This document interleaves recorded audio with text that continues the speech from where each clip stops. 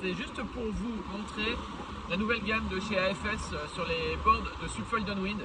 On vous la montre parce qu'on croyait que c'était pas accessible, on l'a essayé hier en 8.8 par 16,5 qui fait 107 litres.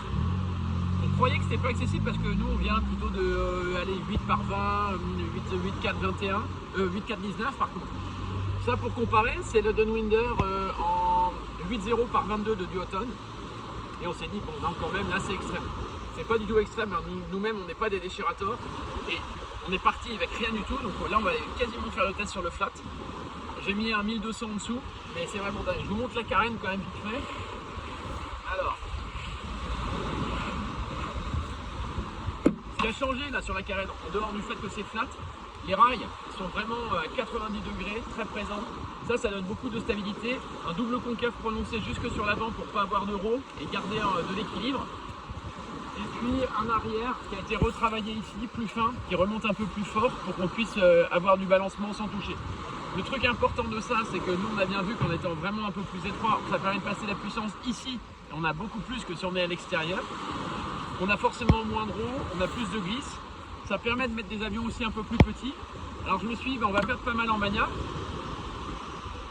Il est turn à 90 degrés sans vitesse, non plus. Résultat, bon bah je pense que c'est vraiment c'est ce qu'on pressentait, hein. On a regardé chez Kalama, chez Armstrong, les marques américaines qui sont faites pour faire de la houle longue. On s'est dit c'est fait pour ça, c'est pour ça que la tendance est là. Mais nous sur la houle courte, le clapot c'est pas bon. Ah si en fait. Ça existe en 8.8 par 16,5, c'est celle-là. Ça existe en 8.8 par 19. Ça fait 120 litres. Après ça descend à 8.4 par 17,5. Après il y a 8.0 par 17 et 8.0 par 19. Nous on pense que quand même l'évolution, on ne voit pas en quoi la longueur nous gêne beaucoup. Donc pour votre info, moi je vais partir en 8.4 par 17,5. C'est la prochaine là, qui arrive pour moi que j'ai commandée, qui fera 105 litres. Voilà.